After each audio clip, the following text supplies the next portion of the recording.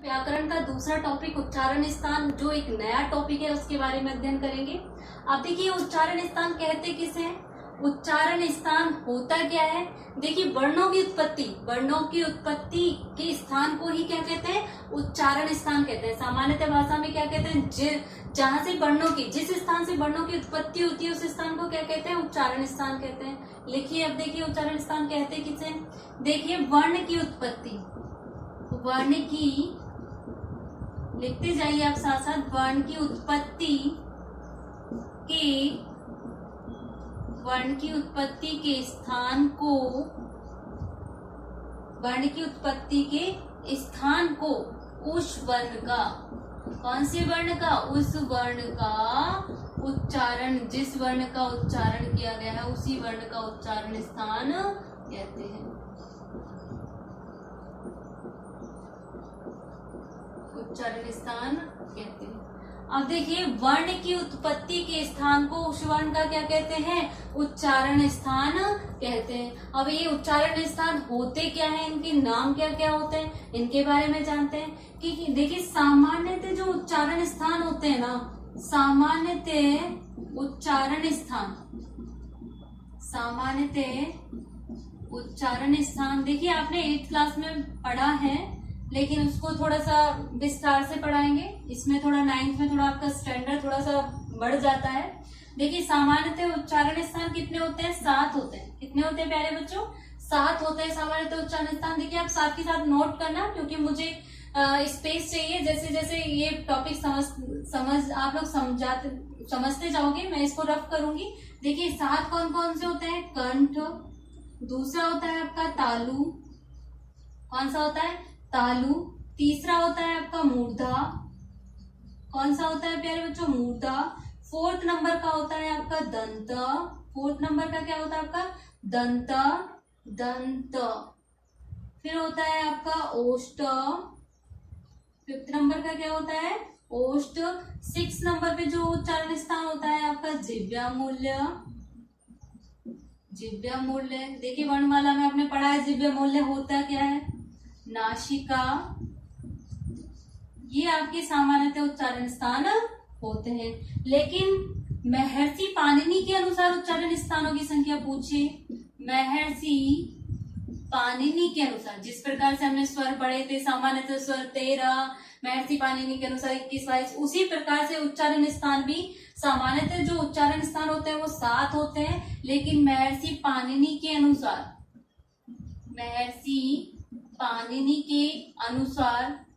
उच्चारण स्थान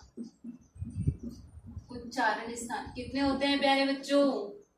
8। कितने होते हैं? 8। क्योंकि इनके अलावा जो 8वां है वो उच्चारण स्थान उरस को माना गया है। किसको माना गया है प्यारे बच्चों? उरस को माना गया है। और उरस को ही क्या कहते हैं हम? हृदय कहते हैं। क्या कहते हैं? हृदय कहते हैं। अब देखिए जो मैंने आपको वर्णमाला में बताए थे 63 या 64 वर्ण, कितने कुल वर्ण कितने बताए थे? 63 या 64 कुल वर्ण बताए थे प्यारे बच्चों। कितने बताए थे? 63 या 64 कुल वर्ण बताए थे।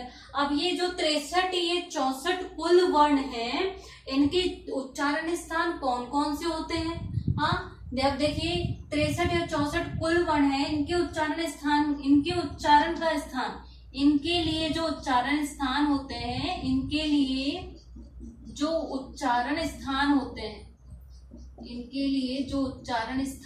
हैं, उनकी संख्या कितनी मानी गई है प्यारे बच्चों? 11। कितनी मानी गई है? 11। अब देखिए सामान्यतः तो उच्चारण स्थान कितने होते हैं? 7। कंठ, तालु, मूर्धा, दंता, ओष्ठ, जिह्वामूल्य, नासिका और उरस को ही क्या बोलते हैं? हृदय। अब देखिए महर्षि पाणिनि के अनुसार उच्चारण स्थान 63 या 64 होते हैं कुल वर्ण। इनके लिए जो उच्चारण स्थानों की संख्या होती है, जो कुल वर्ण है ना आपके 63 और 64 कल बताए थे, स्वर और व्यंजन कंप्लीट मिला के 63 और 64 वर्ण होते हैं। इनके उच्चारण स्थानों की संख्या कितनी होती है? 11। कितनी होती है प्यारे बच्चों? 11। अब वो कौन कौन सी होती है 11? अब देखिए कंठ, 8 तो ये आ जाएंगे, देखिए 8 तो ये हो गए। उसके पश्चात आपका हो गया नासिका हो ही गया, बकारस्य। 9वां क्या हो गया, बकारस्य। 10वां क्या हो गया, नासिका अनुस्वारस्य। नासिका ये भी हो गया आपका नासिका अनुस्वारस्य। एक हो, देखिए और होता है आपका कंठोष्ठ, एक होता है आपका कंठोष्ठ और एक होता है आपका दंतोष्ठ। क्या होता है प्यारे बच्चों, दंतोष्ठ। आया समझ में। देखिए सामान्यतः 7 होते हैं, उनकी संख्या इतनी होती है, लेकिन महर्षि पाणिनि के अनुसार 8वां एक और माना गया है। उरस 63-64 कुल वर्णों के लिए कितने उच्चारण स्थान होते हैं, 11 होते हैं।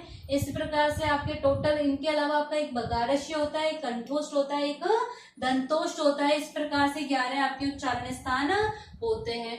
अब देखिए उच्चारण स्थानों को पढ़ने के लिए पहले मैं आपको बहुत ही एक सरल तरीका बताएंगे, उसके बाद इसके कुछ सूत्र होते हैं संस्कृत भाषा में, उनकी सहायता से आप उनको लर्न कर सकते हो। लेकिन सूत्र याद करना बहुत मुश्किल हो जाता है, बड़े बड़े सूत्र होते हैं इसलिए।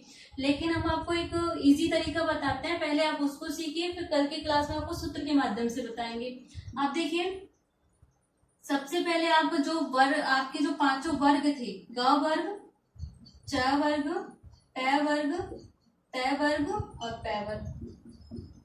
देखिए ध्यान से देखना प्यारे बच्चों, ये आपके 5 वर्ग थे। 5 वर्ग में आपका, इसमें आपके 5 वर्ग कौन कौन से आएंगे, क ख ग घ।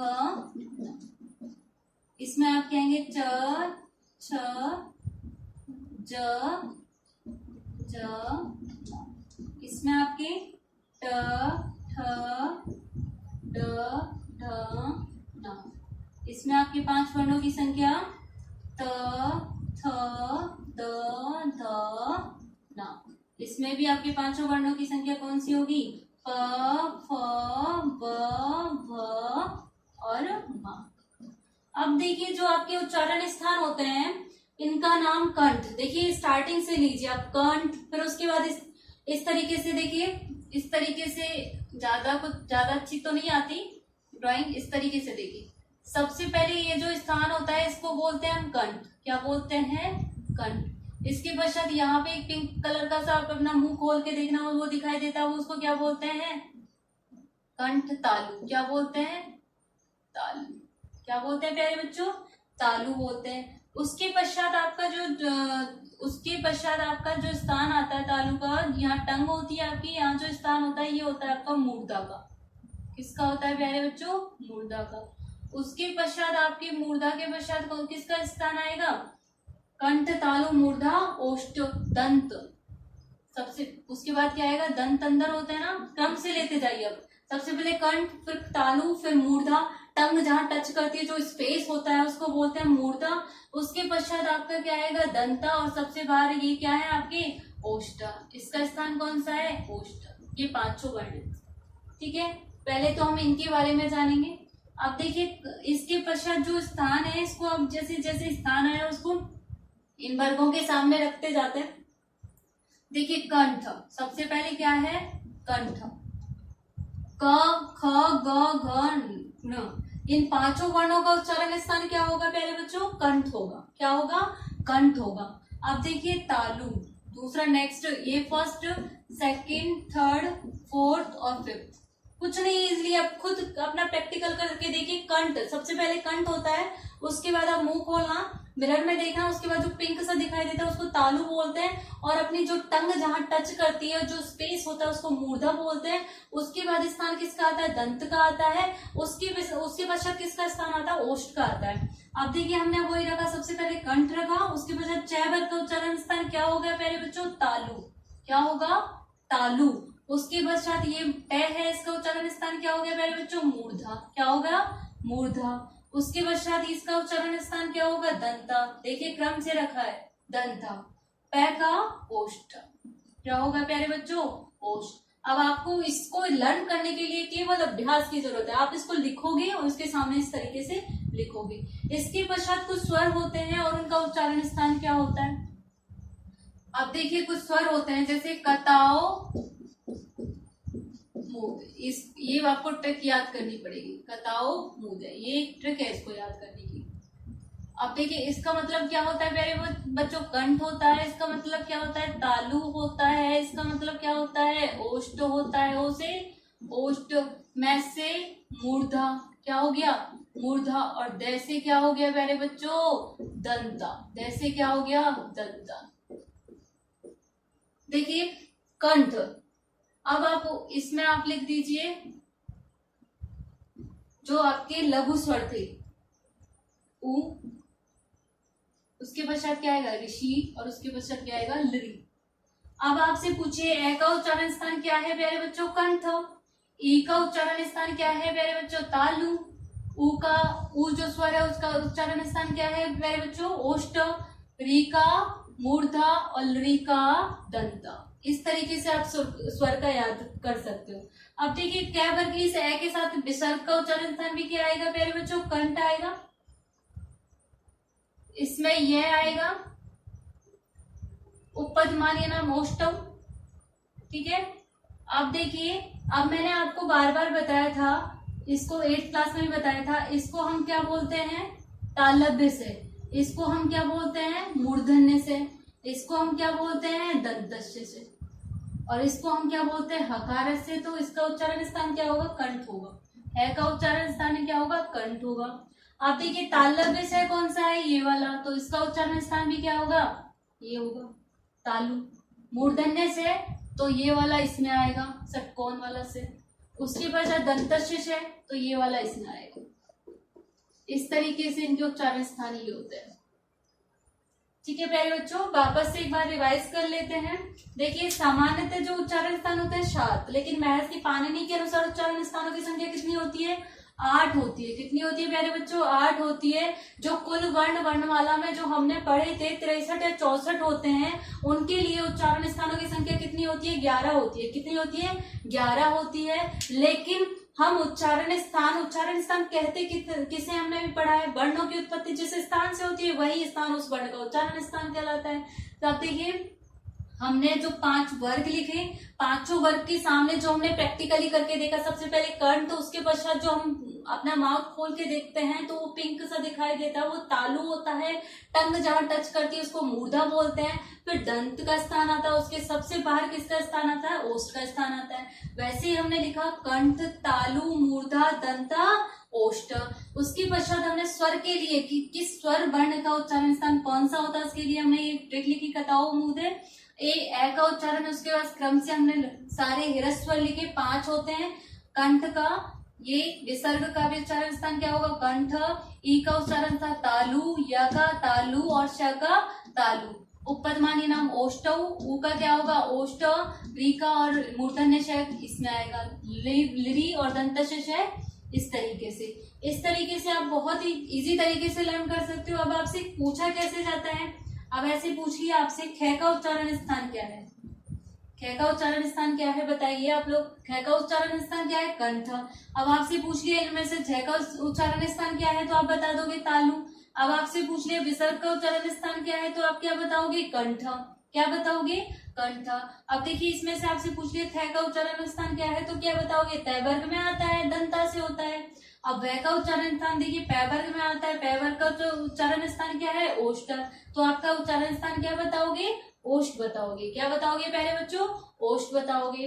अब इस प्रकार से आपको इनको वर्गों को लिखना है और फिर क्रम से जैसे बताया उसके सामने क्रम को लिखना है, और कताओ मूद लिख के उसके सामने ह्रस्व स्वर है उनको क्रम से लिखना है। बाकी कुछ नहीं है, एक बार वापस से देख लीजिए। अ का विसर्ग का और ए का उच्चारण स्थान क्या होगा कंठ होगा। ई का य का और तालव्य श का उच्चारण स्थान तालु, और उ का ओष्ठ, और आपका री का और मूर्धन्य श का मूर्धा, लृ का दंतस्य श का दंता। अब देखिए आप इसको साथ के साथ नोट कर रहे होंगे, अपनी कॉपी में नोट करोगे और इसका अभ्यास करोगे। कल फिर वापस से उच्चारण स्थान जो सूत्र के माध्यम से पढ़ेंगे। किसके माध्यम से पढ़ेंगे प्यारे बच्चों सूत्र के माध्यम से। फिर आपको जो अच्छा लगे, चाहे तो आप इस तरीके से उच्चारण स्थानों को याद करना, चाहे आप सूत्र के माध्यम से उच्चारण स्थान को याद कर सकते हो। ठीक है प्यारे बच्चों, कल आप इसका अभ्यास के साथ अभ्यास करोगे और उसके बाद हम सूत्र के माध्यम से उच्चारण स्थान कल वापस से समझाएंगे।